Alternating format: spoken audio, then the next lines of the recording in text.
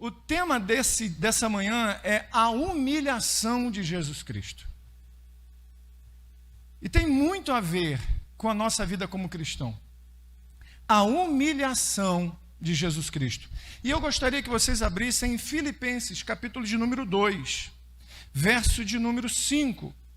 Esse texto eu preguei dia 18/4. Lá na nossa comunidade de fé, nós estávamos numa série de mensagens em Filipenses. E tem gente lá da comunidade que está nos assistindo, pessoal de casa lá em Cabo Frio, que Deus abençoe vocês. Então, para eles, se eles tiverem boa memória, não vai ser novidade.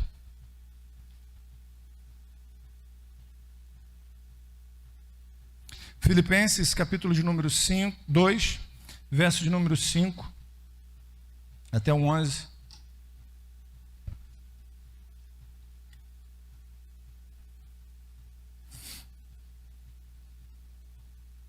Diz assim, todos acharam? Amém. Tende em vós o mesmo sentimento que houve também em Cristo Jesus. Pois ele, subsistindo em forma de Deus, não julgou como usurpação ser igual a Deus. Antes, a si mesmo se esvaziou, assumindo a forma de servo, tornando-se em semelhança de homens e reconhecido em figura humana. A si mesmo se humilhou, tornando-se obediente até a morte e morte de cruz. Pelo que também Deus o exaltou sobremaneira. Ele deu um nome que está acima de todo nome, para que ao nome de Jesus se dobre todo o joelho nos céus, na terra e debaixo da terra, e toda língua confesse que Jesus Cristo é Senhor, para a glória de Deus Pai. Essa é a palavra do Senhor. Oremos. Senhor, nós precisamos da atuação do Teu Espírito em nós, para ouvirmos a Tua palavra, para sermos transformados pela Tua palavra, para frutificarmos por causa da Tua palavra. Então nós pedimos nessa manhã, quebranta nosso coração, torna-nos sensível à ação do Teu Espírito, para que o Teu nome seja glorificado em nós e através de nós. Em nome de Jesus, nós te bendizemos. Amém. Queridos, Paulo escreve para uma igreja que ele está muito feliz. É uma carta que ele escreve para uma igreja que traz muita felicidade para ele, Filipenses. E chega nesse momento dessa carta, onde ele expressa algo que é maravilhoso, uma carta que é a carta da alegria. Diante de tantas dificuldades que Paulo, o apóstolo, encarou e enfrentou na sua caminhada de plantação, no seu término de caminhada, quando foi esquecido, Filipenses é uma igreja que traz muita alegria para ele. E olha, tenham certeza, igrejas que trazem alegria para os seus pastores é um bálsamo na vida dele. Paulo escreve nesse momento algo que a igreja precisa ter na sua mente como caminhada, como exercício. Sejam humildes. Vocês têm um exemplo a seguir. Paulo está dizendo isso para a igreja, vocês têm um grande exemplo a seguir. Não sou eu que estou dizendo que sou o exemplo, e olha que Paulo tem um grande exemplo a dar.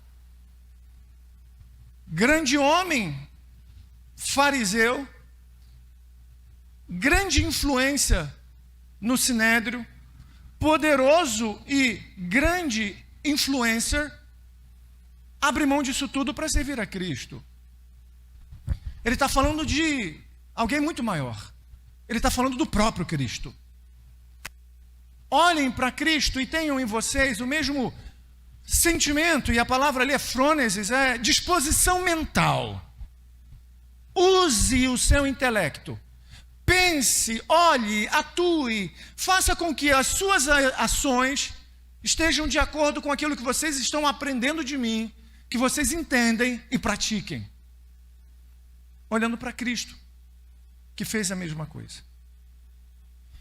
Antes de entrar nesse texto, eu preciso dar 2 outros textos para que vocês entendam essa obra maravilhosa do Senhor Jesus. A gente tem um texto que eu gosto muito, que se encontra em Mateus, capítulo de número 20. Eu preciso que vocês hoje usem da imaginação de vocês. Quem aí é bom de imaginação? Crianças também são excelentes em imaginação. Elas imaginam. E não existe um cristão que possa viver um cristianismo autêntico que não tenha uma boa imaginação. Afinal de contas, que cristão não vai imaginar a vinda de Cristo dos céus e ver todo aquele mover, os anjos, um coral, e não vai ficar fascinado? Que cristão não vai ficar lendo as Escrituras, imaginar aquele momento na cruz do Calvário e ver que o nosso Senhor, abandonado por todos, se entrega? A gente precisa usar a nossa imaginação para visualizar e agarrar essa grande verdade. Olha o que acontece em Mateus, capítulo de número 20, verso de número 20. Então, se chegou a ele a mulher de Zebedeu com seus filhos e, adorando-o, pediu-lhe um favor. O que é que ela pediu? Eu não sei se vocês aqui em Itaboraí pedem favor assim. Olha como ela pede. Perguntou Jesus: que queres? E ela respondeu: manda. Ela pediu um favor. Manda que no teu reino estes meus 2 filhos se assentem um à tua direita e outro à tua esquerda. Olha o que ela está falando para Jesus, o Senhor. Olha, Jesus, Messias, Cristo, coloque os meus 2 filhos, João e seu irmão, na posição de governo. Afinal de contas, estar à direita e à esquerda do rei é governar junto com o rei. Mas, educadamente, Jesus responde: não sabe o que tu pede. Podeis vós beber o cálice que eu estou para beber? A esses sujeitos, eles respondem: é sim, a gente pode, nós podemos.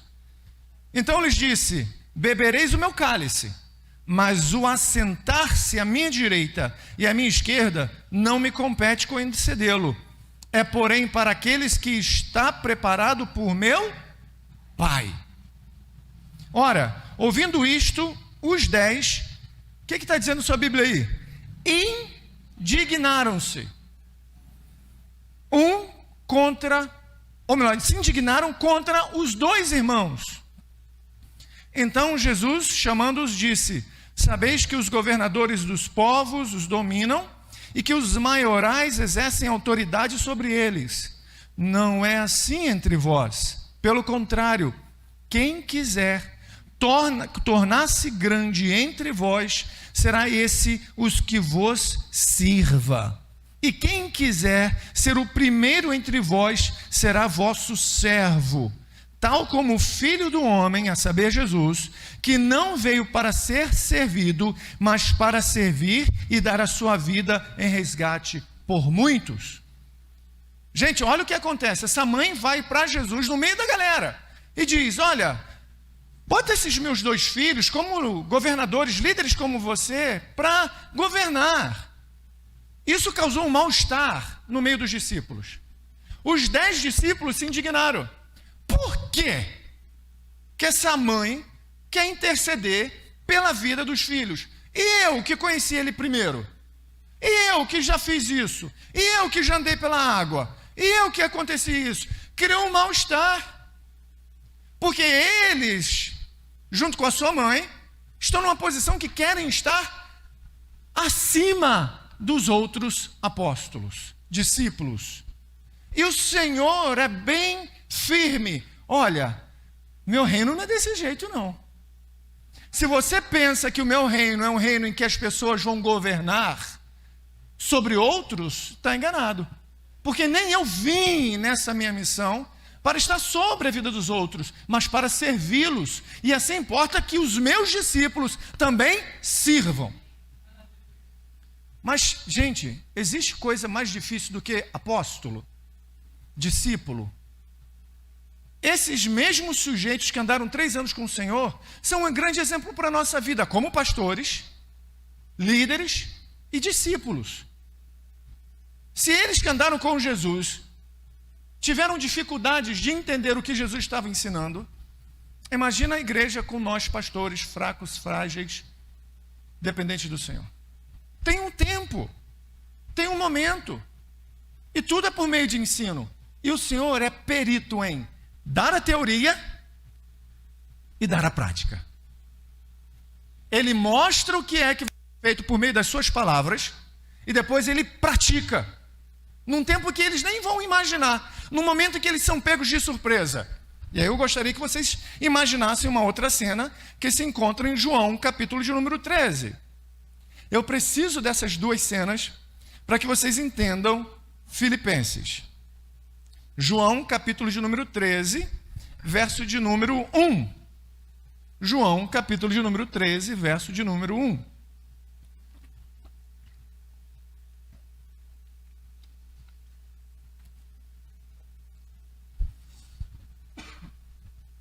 Diz assim, João 13, verso de número 1.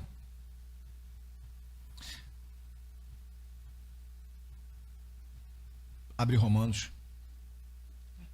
Tem alguma coisa errada aqui. É autoridade, mas tudo bem. Mas não é isso não.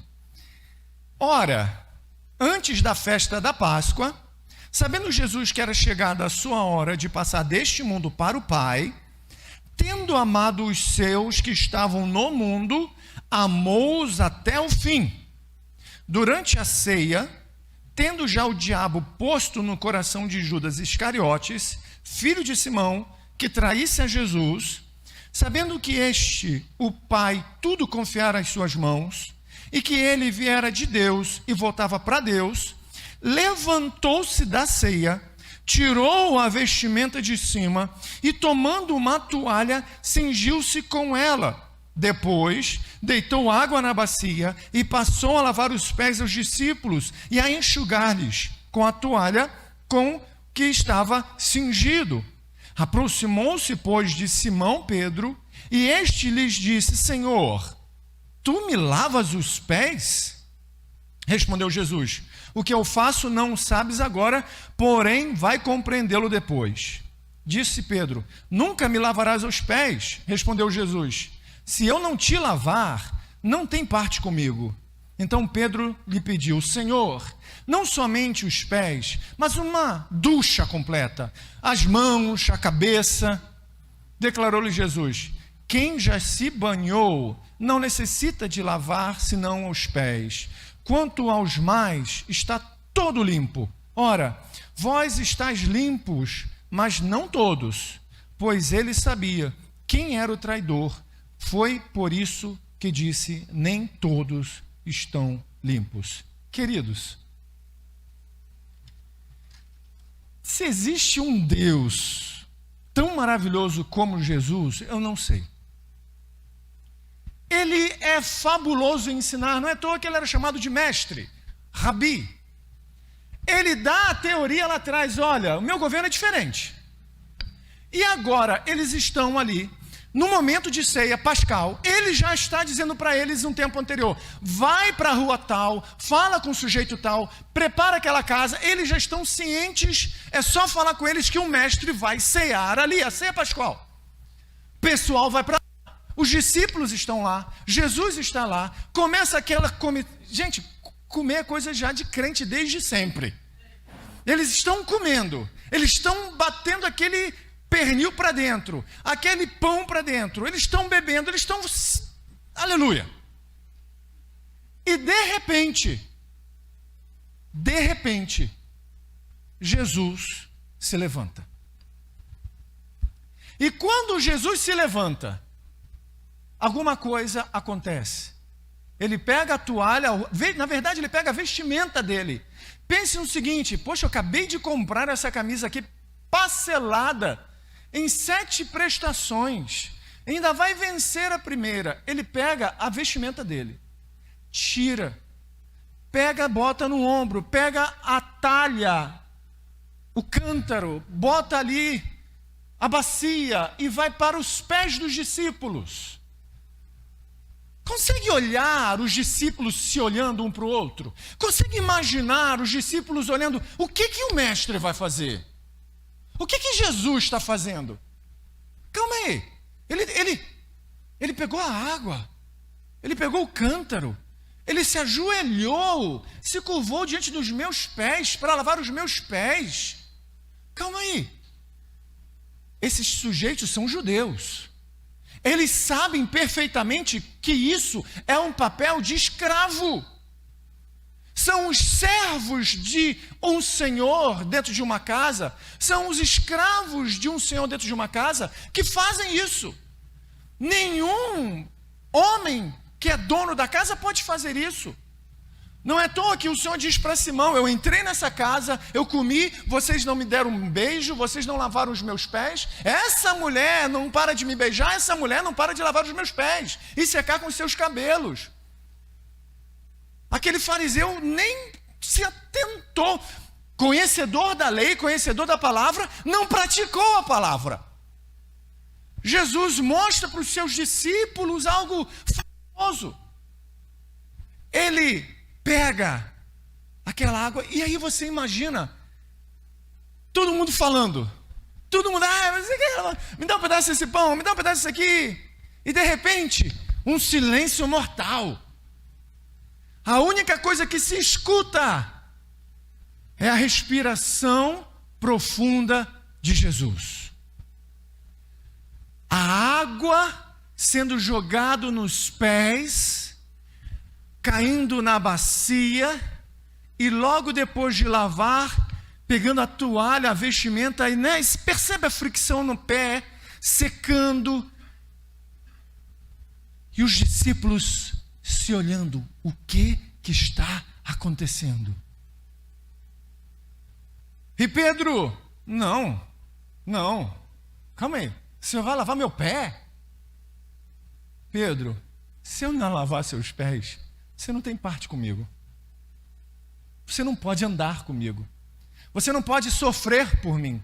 Você não pode morrer por mim. Você não pode nem viver por mim. Porque ao lavar os pés de Jesus, ou melhor, de Pedro, e explicar, olha, você não tem parte comigo, Pedro, então me lava. Aí o Senhor já dá um outro Hadouken. Cara, não é desse jeito. O que o Senhor estava fazendo ali era o que Ele faz conosco. Se Ele não nos purificar, se Ele não nos santificar, nós não temos parte com Ele. Se Ele não lavar os nossos pés, não tem como andar com Ele. E se a purificação do Senhor é esse ato que nos leva a caminhar com Ele, existe um outro passo que é a gente continuar a caminhar com Ele. Jesus faz isso com todos os discípulos, exceto um, que vai embora, que é o que trai. Todos os discípulos têm os seus pés lavados, todos os discípulos têm os seus pés enxugados por Cristo. Para a religiosidade, isso é um absurdo. Como pode um Deus se curvar diante do homem? Mas é isso que Deus fez. E é sobre isso que eu quero falar em Filipenses, as humilhações de Jesus. A gente leu agora em Filipenses que a gente precisa ter o mesmo sentimento, a mesma disposição que houve também em Cristo Jesus. E eu vou discorrer com vocês apenas 3 pontos sobre a humilhação de Jesus. A humilhação de Jesus no céu, a humilhação de Jesus na encarnação e a humilhação de Jesus na sua morte. A humilhação no céu, na encarnação e na morte. Jesus inicia essa descida de humilhação a fim de nos salvar, glorificando o Pai. Verso de número 6. Pois ele, subsistindo em forma de Deus, não julgou como usurpação o ser igual a Deus. Gente, João 1 vai dizer que no princípio era o verbo. E esse verbo é Jesus. E ele era Deus, e estava com Deus, e andava com Deus. E nada do que foi feito sem ele. Jesus é Deus. Há dúvidas sobre isso? Há alguma dúvida que Jesus, junto com o Pai, junto com o Espírito Santo, é Deus? É a Trindade? Jesus é Deus. A pessoa de Jesus, o Filho. Ele estava nos céus com o Pai, antes do mundo ser formado. Não é à toa que Gênesis 1 diz que a terra estava sem forma e vazia, e o Espírito de Deus pairava. E essa palavra pairava é a mesma que só é usada em toda a Bíblia para pássaros que abrem as suas asas diante dos seus filhotes ou ovos, ou quando estão ensinando seus filhos a voar. O Espírito abre os seus braços diante da sua criação. E quando Deus diz, e é por meio da sua palavra que tudo é criado, é por meio de Jesus que tudo é criado. A Trindade está na criação. O Pai, o Filho e o Espírito Santo. A Trindade está mostrando ali como Ele é gracioso. Porque a criação do mundo não é um ato de um Deus que está carente. A criação do mundo não é o ato de um Deus que está desesperado por alguém que o ame, o adore. Deus não é um Deus grego. Os deuses gregos precisavam que os seus adoradores continuassem adorando continuamente. Caso contrário, parassem de adorar e esquecessem dele, o Deus morria. Mas o nosso Deus não depende da nossa adoração. Ele não depende de nada. O nosso Deus está nos céus. E aí você tem um Deus que é Pai, Filho e Espírito Santo, que ama o outro ama um ama o outro. O Pai ama o Espírito ama o Filho ama o Pai ama o Filho ama o Espírito ama o Pai. E eles vão se amando. Deus é amor. Ele não contém amor. Toda a essência de Deus é amor e justiça. E sendo Ele amor, existe um pai da igreja, no século IV, V, chamado Agostinho de Hipona, que ele vai escrever um tratado dizendo: Deus é comunidade. Deus é relacional. Ele se relaciona. Se a gente olhar Efésios, vai dizer sobre o amado, que é Jesus, o amor, que é o Espírito Santo, e o amante, não no sentido de o outro, tá? Aquele que ama, que é o Pai. Todos eles estão envolvidos nessa obra grandiosa que é a criação. Então Jesus está ali. Jesus está com o Pai. Jesus está com o Espírito. E ele, nesse momento do conselho do Pai, do Espírito e ele é o que decide na Trindade descer, ou é enviado pelo Pai. Aí você consegue pensar que alguém que está ali com o Pai, com o Espírito, que João 17 vai dizer: Pai, agora eu volto para que o Senhor me dê a glória que antes eu tinha contigo. Ele já tinha glória com o Pai. Ele era glorificado pelos anjos, adorado pelos anjos. Os anjos já estavam lá dizendo: Tu és santo, santo, santo. Posso ouvir um amém? Vocês estão me acompanhando? Estão na mesma página que eu? E aí o que acontece? Imagina, gente. Por isso que eu estou falando, use a imaginação. Ele está no trono com o Pai. E aí, diante do conselho, beleza. Antes da fundação do mundo. O mundo ainda não vai existir. Eles dizem: olha, a gente vai criar o mundo. O homem vai cair. E a gente vai enviar você por causa deles. O cordeiro já estava sacrificado antes da criação do mundo. E aí imagina os anjos, em todas as suas miríades, poder. Imagine Gabriel, Miguel, que são os nomes que são dados a alguns desses anjos, ali. E o Senhor levanta-se do seu trono e desce do seu trono. Consegue conceber a ideia de um Deus como Jesus descer do trono de sua glória, dos céus, e os anjos vendo isso? É um ato de extrema humilhação. um rei sair do seu trono para servir como servo. Você não vai ver isso em nenhuma outra religião comparada.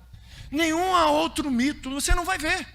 Um Deus que sai do seu trono, desce do seu trono. Essa é a primeira humilhação de Cristo. Essa é a primeira descida de Cristo. Ele sai do seu trono. E eu fico imaginando, gente, cada passo que ele dá descendo do trono, descendo das escadarias do trono, e os anjos olhando para ele, a criação celestial olhando para ele, para Jesus, vendo Jesus descer da sua glória. Essa é a primeira humilhação do Senhor. Ele desce da sua glória. E é interessante pensar nisso quando ele encarna no útero de uma virgem, numa cidadezinha da Palestina, esquecida por qualquer um na história, num planeta que é um dos menores de todo o sistema, de uma galáxia, de várias galáxias. Deus olha para aquela mulher e diz: aqui eu vou cumprir o meu propósito. E quando ele nasce, esses anjos que estão nos céus, que glorificavam a ele nos céus, vendo o nascimento, revelam-se diante dos pastores que estavam no campo, e aí o que acontece? Acontece um hino: glória a Deus nas maiores alturas. Enquanto é um ato de humilhação para um Deus descer do seu trono, os anjos reconhecem isso como um dos maiores atos de amor e de expressão, de glorificação a Deus. Para os anjos, a encarnação de Jesus não é um simples ato, é a expressão de um Deus que é amor. E eles glorificam, glória a Deus nas maiores alturas, ainda que ele não esteja no trono, ainda que ele não esteja lá com o Pai e tenha encarnado no útero, glória a ele lá. Eles são fascinados com este Jesus. Essa descida de Jesus gera uma segunda humilhação, que é o verso de número 7. Olha que interessante. Verso 6 vai dizer que ele subsistindo em forma de Deus. E eu vou daqui a pouco falar um pouquinho sobre isso. Antes, verso 7, antes a si mesmo se esvaziou, assumindo a forma de servo, tornando-se em semelhança de homens. Existe um comentarista bíblico antigo que ele vai dizer assim: do que Jesus se esvaziou? Jesus se esvaziou da serenidade, da paz e da glória da divindade, voluntariamente, para se fazer homem. Gente, preste atenção, Jesus não abriu mão da sua divindade. Ele abriu mão da sua glória. Porque se a gente fala que Jesus abriu mão da sua divindade, a gente cai numa heresia que já foi batida pela igreja e foi exterminada. Jesus abriu mão da sua glória. Ele continuava sendo verdadeiramente homem e verdadeiramente Deus. Mas ele abriu mão da sua glória. Jesus se esvaziou da sua glória para andar entre nós, assumindo a forma de servo, semelhança de homens. Se Jesus não abre mão da sua glória, todo mundo morria. Ninguém ficaria de pé. Se a gente olhar a visão que João teve em Apocalipse, João caiu como morto. Não há como um ser humano ver o Senhor em glória e permanecer de pé. Por isso é que quando ele voltar, ele vai glorificar os seus filhos. Seremos glorificados. E aí a gente vai poder ver a glória do Senhor sem morrer. Eu quero falar um pouquinho.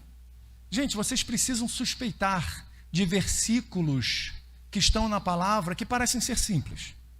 De palavras que estão na palavra que parecem ser simples. Só parecem. Só parecem.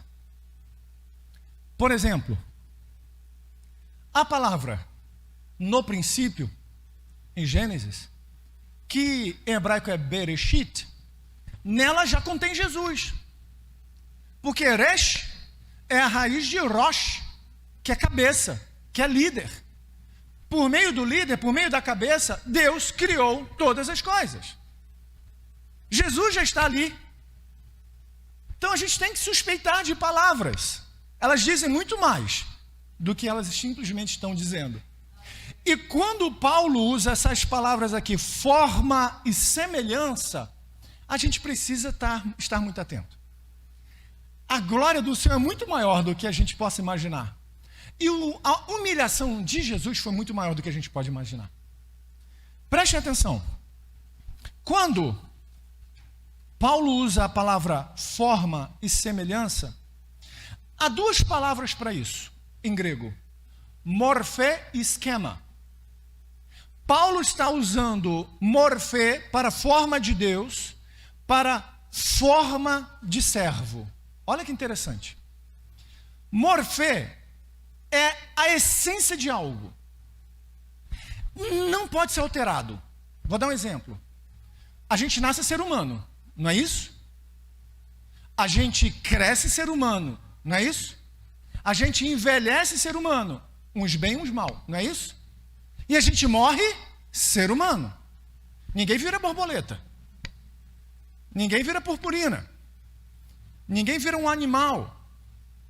A gente nasce humano, se desenvolve humano e morre humano. Essa é a nossa morfê, é a nossa forma. Ela é inalterável. No entanto, existe o esquema. Esquema é a forma que se altera. Eu nasço bebê, bonitinho, cabeludo, uma coisa linda da minha mãe. Cresço, me torno um adolescente ridículo, queixudo. Tinha queixo nessa época, gente. Comprido. Vou para a Marinha, crio barba. Conheço Elaine, perco o cabelo. Eu abri mão da minha glória por ela, gente. E o que eu antigamente não tinha, passo a ter. E o que eu tinha, deixo de ter. Eu vou mudando ao longo do tempo. Eu vou sendo transformado ao longo do tempo. É a mesma coisa que uma flor. Uma flor vai ser uma flor até que morra a flor. Então o morfe é a essência de cada homem. É a sua humanidade. Nascemos humanos e jamais mudaremos. Enquanto o esquema é a forma externa. É a forma externa. Quando Paulo usa essas palavras, ele está dizendo o seguinte. Paulo está usando essa palavra morfe para Jesus na forma de Deus. Na forma de Deus, ele jamais deixou de ser Deus. No morfe de Deus, ele jamais deixou de ser Deus. É inalterável. Jesus não pode mudar essa essência. Ele é Deus. Encarnado ou não, ele é Deus. O Deus que andou entre os homens. O Deus que andou entre as mulheres. Em relação a essa morfe, ele é Deus. Ou seja, Jesus em sua essência continua sendo Deus, mas na forma externa, na semelhante, no esquema, ele mudou. E ele mudou para quê? Ele mudou para servo. E aí ele vai usar essa mesma palavra, forma de servo. Ele não veio para nenhuma outra missão a não ser servir. É o que Paulo está dizendo. Na encarnação de Cristo, Cristo que era, no verso 6, morfe de Deus, essência dele, imutável, ele é Deus. No verso 7 está dizendo que ele assume a morfe de servo. E enquanto ele estivesse na terra, ele seria servido. Não é isso? Não, ele serviria. Seria um escravo de Deus, do próprio Pai. Algo imutável. Não tinha nada que pudesse fazer externamente que mudaria isso em Deus, em Jesus. Ele veio para servir. E servir a sua igreja, o seu povo. Resgatar os pecadores do pecado. Você consegue entender que Jesus não veio à terra a passeio, não veio à Terra sem nenhum foco na mente. Ele, ao encarnar, veio com uma missão irrevogável, com um foco irrevogável, com um destino irrevogável, que era servir para redimir o mundo. Eu preciso entrar nisso, porque se a essência dele é Deus, a sua vida externa é totalmente humana, biológica, limitada, ele é verdadeiramente Deus e verdadeiramente homem. E em relação a isso, a gente entra no último ponto, que é a humilhação na morte. Verso de número 7b e 8 diz assim: e reconhecido em figura humana, a si mesmo se humilhou, tornando-se obediente até a morte, e morte de cruz. Veja bem, o verso está dizendo que a si mesmo se humilhou. Caifás não humilhou Jesus. Pilatos não humilhou Jesus. Muito menos os romanos humilharam Jesus. O caminho até o sinédrio, do sinédrio até o julgamento, do julgamento até a cruz, isso não humilhou Jesus. Muitos podem achar que quando ele estava diante de Pilatos, e Pilatos disse: pô, tu não sabes que eu tenho autoridade para libertar? Isso era uma humilhação para Jesus, e Jesus diz: cara, você não tem nenhuma autoridade que não tenha sido dada dos céus pelo meu Pai. Eu estou passando por isso porque eu decidi, junto com o meu Pai e com o Espírito Santo. A morte na cruz não humilhou Jesus. Ele decidiu se humilhar. Não existe nenhum fator externo que humilhe Jesus. Não existe pessoas que humilhem Jesus. E aí ontem, a gente estava numa loja dessa em Cabo Frio, e aí eu vi uma camisa que me chamou a atenção. Não queime o filme de Jesus. Já tem muita gente queimando, fazendo isso. Na hora viu, pô, legal, vou comprar essa camisa. Aí eu li mais uma vez, botei no braço, aí eu fiquei lendo, falei, caramba. Isso aqui é uma fala de um cristão progressista, que foge do que as Escrituras dizem e se torna um cristão liberal. Porque a Bíblia diz que Deus não se deixa zombar. Então, ninguém queimou o filme de Jesus. Ninguém queima o filme de Jesus. Ele não se deixa zombar. As pessoas podem até achar que muitos cristãos estão fazendo um papel ridículo diante da realidade de quem Cristo é. Mas Cristo tem dentro de um povo o seu povo. A igreja dele continua sendo santa, imaculada, perfeita, a caminho da perfeição plena, e está glorificando a Deus. Ainda que caia, ele levanta. Ainda que tropece, ele sustenta. E eu falei, não dá para usar essa camisa. Aí eu comprei a outra. Religiosidade mata, mas o amor / Jesus salva. Jesus se humilhou, descendo do seu trono, encarnando, vivendo como servo e obedecendo a Deus até a morte e morte de cruz. Ele obedeceu àquele que enviou, e a sua descida final, onde ele foi para o sepulcro, seria o fim da sua história, se ele não fosse Deus santo e homem santo, digno de glória. O que parecia ser uma derrocada de um mito, de um Deus criado, que vai afundando e caindo, na verdade, gente, era apenas um impulso para uma glória muito maior.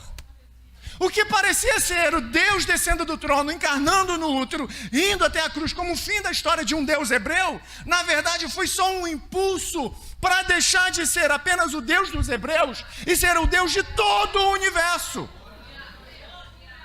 Deixou de ser um Deus local para ser o Deus de todo o planeta. E aí a gente olha e vê o que o Senhor, por meio de Paulo, vai dizendo. E olha, pelo que também Deus o exaltou sobremaneira, e lhe deu um nome que está acima de todo nome, para que o nome de Jesus se dobre todo o joelho, nos céus, na terra e debaixo da terra, e toda a língua confesse que Jesus Cristo é Senhor, para a glória de Deus Pai. Queridos, eu não sei você, mas eu vou dobrar os meus joelhos diante do Senhor. Eu já dobro o meu joelho diante do Senhor em oração. Um dia Abraão dobrou, um dia Davi dobrou, um dia Moisés dobrou, um dia Paulo dobrou, um dia nós dobramos, e até um dia Hitler dobrará, Mussolini dobrará, os demônios dobrarão, Stalin dobrarão, todos os homens que foram maus nessa terra dobrarão diante do juízo, para ver que Jesus Cristo é digno de toda a glória. Não tem para onde fugir. Não tem. E dobrar os joelhos diante do Senhor parece ser um ato de humilhação. Parece. Mas é uma das expressões de maior doação e reconhecimento àquele que a gente serve. E aí eu quero só trazer algumas aplicações para a gente terminar. Se Jesus, Deus, desce da sua glória, encarna no útero de uma menina, de uma jovem na Palestina, que corre todos os riscos de humilhação, de zombação, de esquecimento do relacionamento com a família, ela decide aceitar essa missão. Faça a vontade de Deus. Se Jesus fez isso, nós precisamos fazer. Não existe uma igreja que não sirva. Se uma igreja não serve, ela não serve. Se uma igreja não serve ao próximo, ela não serve para mais nada.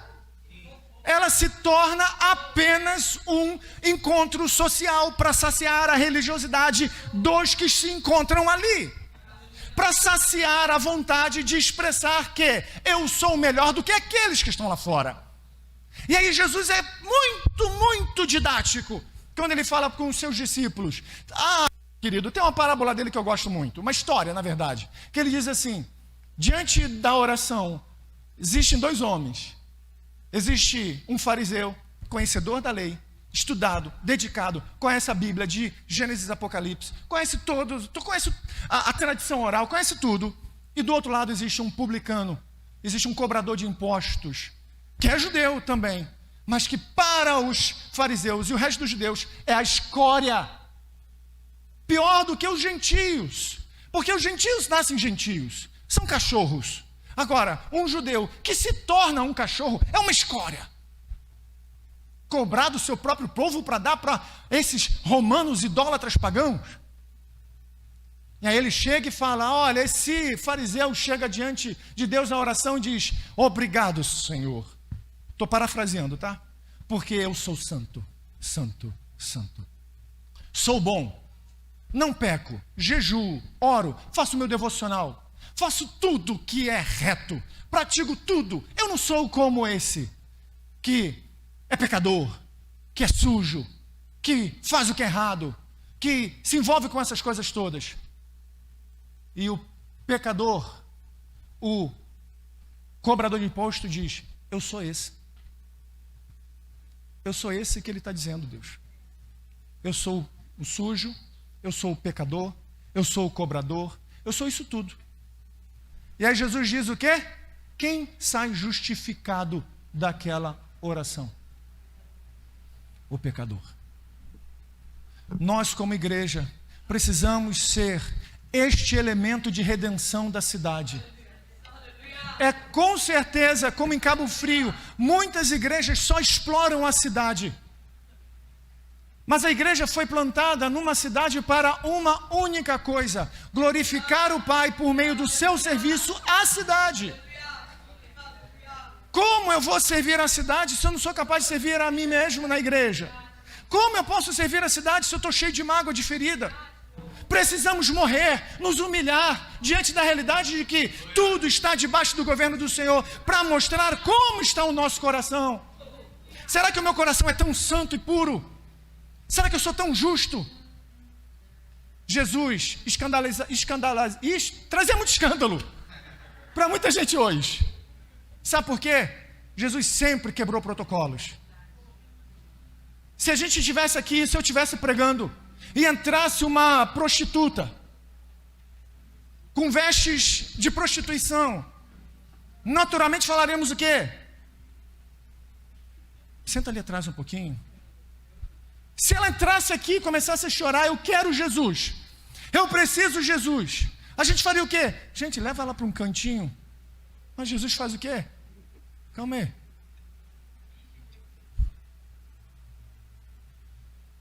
Uma pessoa devia 500 mil, uma outra que devia 50 mil. As duas estavam falidas. Para quem deve 500 mil e para quem deve 50 mil, estando falido, deve tudo. Só que quem deve muito e muito é perdoado, recebe e entende a graça de Deus. E quem recebe muita graça de Deus, mas não entende porque acha que o pecado dele foi menor do que o outro, não recebe esse amor tão grande quanto o outro. Às vezes a gente esquece que a gente devia 500 e vive como se tivesse devido 50.